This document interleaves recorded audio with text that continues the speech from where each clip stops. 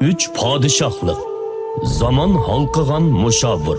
Mazkur tor romani Üllər studiyasi tarafidan tarjima qilindi va ovozli qilib ishlandi.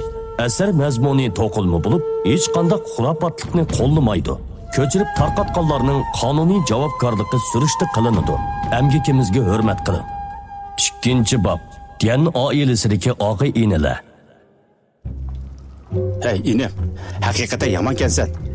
Bu yanjo'g'i ushtum tut hujum qildi desang, u rostila hujum qildi. Yana texi begim tunji jangda mag'lub bo'ldi desang, bugun haqiqatan ichinish mag'lub bo'ldi. To'g'ri pochiqni yeb, og'zi moylishib ketgan Dianvey mundoq dedi. Biroq shuni tushunmadim. Sen bevosita begimga desang texim yaxshi emasmi? Bu cho'ng to'q ko'rsatganlik bo'ladi. Dianmo to'g'ri pochiqni yeb bo'lgandan keyin so'ngakni xuddi tamoki tishlab olgandek tishlab, putini mingashtirgunicha mundoq dedi. Ağa, sizning qilish najlaringizning tangdishi yo'q bo'lgani bilan odamning ko'nglini ilishda kasb ahli emaskansiz.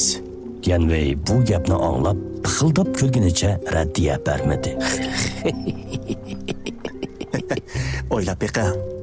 Biz qandoq oiladan kelib chiqqan? Agar yugurib berib begimga aql ko'rsatsak, u ishinamdi. Eg'ir bo'lsa, qo'shinning ko'nglini parakanda qilgan deb jazolanamiz. Dianvey buni anglagandan keyin orqa-orqadan beshini limshtib mundoq dedi. To'g'ri.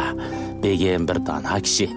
Lekin boshqalardan olsam, u bak gumonxo'r bo'lib, haqiqatan osonlikcha boshqalarga ishonmaydi ekan. Lekin bu ikki ish dalillangandan keyin begim meni elni idora qiladigan talant egisi deb qaraydi. Mushavirlik tayinlanmasam-mu, maslahatchi bo'lib tayinlanishim kerak. Shundaqmi?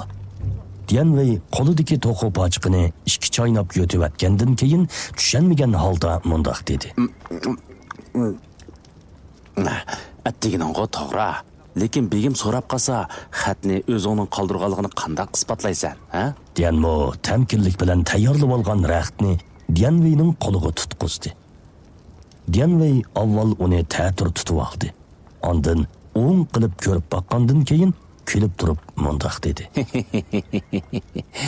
Kichik vaqtimda oilamiz nomrod bo'lib, otamning o'g'lishiga tayinib turmush kechirdik. Keyin otam o'lib ketgandan keyin men o'g'ga chiqdim. Lekin jirimizni aram beqib, ustoz taklif qilmaydik. Lekin sen tug'ilishingda savodli bo'lib, nihoyat chiroyli xat yozatding. Diyan jamiyatimizning 7-8 avlodlari ichida faqat salla savodli edi. Dianmo ishchida mundoq dedi. Qachon buning nima xat ekanligini unutib qolgansiz? Dianmo beshini chayqab, ochiq kulib qo'ygandan keyin demiqini qiqib mundoq dedi. Ağa, sizga nurg'un qitim o'rgatdim. Bu ikki xat mening ismim Dianmo. Esingizda ching tutib oling. Dianmo.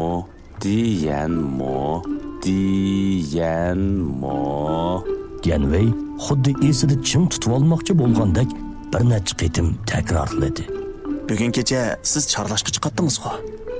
Chorlab cho'ng chedirga borganda bu raxtni begimga topshirib bering. Begim cho'qim mening xitimni taniydi. Vaqti kelganda o'zi meni izlab keladi. Dianmo ko'nglida son bor bo'lgan holda to'lin oyga qaradi. U bu fursatni 18 yil saqlagan edi. Bu davrda nomrod oiladan chiqqan talantlilarning bosh ko'tarishi bak tas bo'lg'achqa, u mushunda qilib sav-savning diqqatini tortmasa bo'lmaydi. Biroq men charlayotgan chaqda begim uxlab bo'lgan bo'lishi mumkin. Men begimning tushida odam o'ldirishga omroq ekanligini anglagan. Hatto shun janoblarmo osonlikcha begimga yiqilishib ketmaydi ekan. Dedi Dianvey sal o'ng'aysizlangan holda. U po'yitotdi. Dianmo qilchi parvo qilmagan holda qo'lini pulanglatib, past ovozda mundoq dedi. Begim ayni yili 7 yulduzli qilishni ko'tirib, Shan qasriga suqunib kirib, Dongjo uxlab qolganda uningga tuyuqsiz qo'l silib, muvaffaqiyat qozong'ili tasliq qolgan. Shunga begimmo o'zining uxlab qolgandan foydalanib, boshqalarning qaslishidan qo'rqdi. Shunga tushida odam o'ldirishga amroq deb yolg'on gap to'qib, sizlarni ahmoq qilyotdi.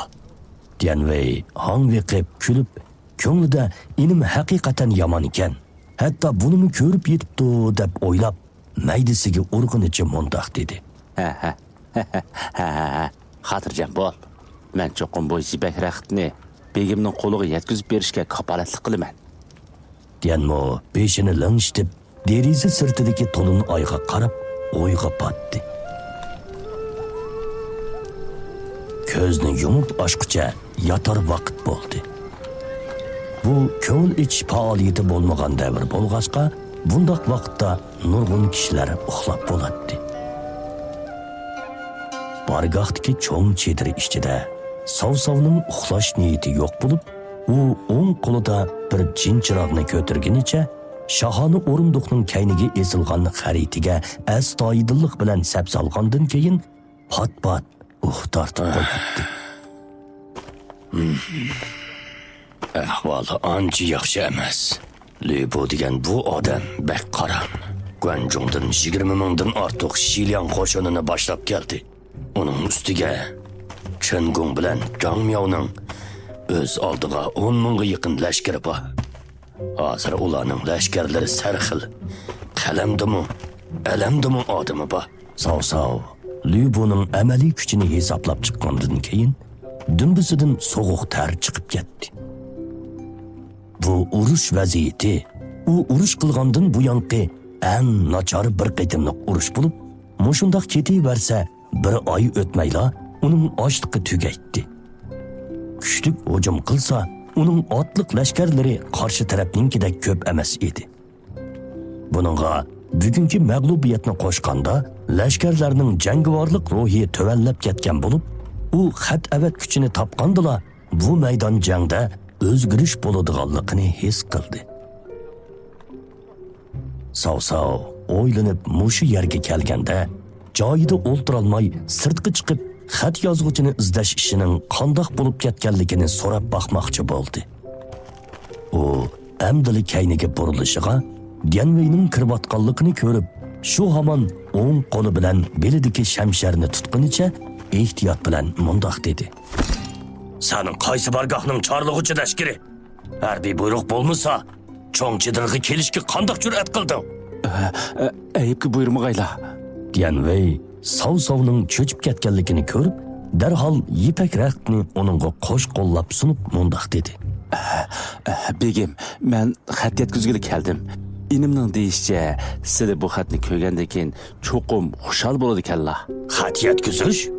Savsav bir ishinib, bir ishonmagan holda shamshirini g'ilobdan chiqarib, shamsharning uchi bilan Dianweyning qo'lidagi yipak raqtni oldi. Lekin nazarini bir minutmi Dianweydan neri qilmadi. Chunki u Dianweyning tuyuqsiz hujum qilishidan qo'rqatdi. Xatda faqat Dianmo deb ikkala xat bor edi. Lekin Savsav bu xatni ko'rgandan keyin ko'z qarchuqi birdilli yo'g'inab, hayajonlanganligidan qo'lidagi shamshar yerga tushib ketdi. Lekin u shamsharni ilishqimi ulgurmay, ustidan bir oy burunqi yipak raqtni ilib, xatni astoydil selishtirdi. O'xshashgan. Dal mushu odam. Xato emas. Savsavning ko'zlari chakchayginicha nafsi tezlashib, ikki qo'li titrab ketdi. Yerim oshpishim vaqt o'tgandan keyin u ikki parcha yipak raqtni ustal ustiga qo'yib, Dianweyning mo'risini tutib turib, mundoq dedi. Bu sen qoldirgan xat. Sen dal qo'shin ichiga yoshiringan talont egisi. Shundaqmi emasmi? Savsavning inkosi Dianweyni sal gangirtib qo'ydi.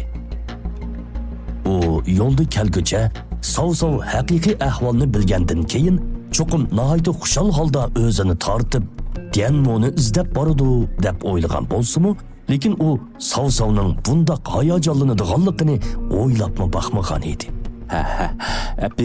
Begimga ma'lum bo'lg'ay. Bu xatni haqiqatan men bir oy burun o'g'irlikchi kirib qo'yib qo'ygan. Lekin bu xatni yozgan men emas. U mening inim. Inim qayerda? Tez uni men bilan ko'rishtir. Savsav chidirning sirtiga qarab taqazzolikdan ko'zi teshilib ketayli dedi. Mening inim hozir bargoh oshxonasida. Men hozirla uni ip kelay, hozirla. Hojati yo'q. Dianway Savsavning hayajonlangan holatiga qarab, kelgusida o'z enisining sav qoshining ichida qandoq o'rinda turadiganligini tasavvur qila oladi. U men uning og'zi bo'lgan yerda mansibim ozroq o'ssa, eshib ketmas deb o'yladi. Dianway kayniga o'rilib turishiga Savsav uning oldiga o'tib mundoq dedi. Danishmanlarni izlash egizga chiqqanga o'xshaydi. Cho'qim hurmat tuyg'usi bo'lishi kerak. Men sen bilan birga boraman. Dianway beshini qashlab mundoq dedi. Ha? Bu begim, men yo'l boshlay.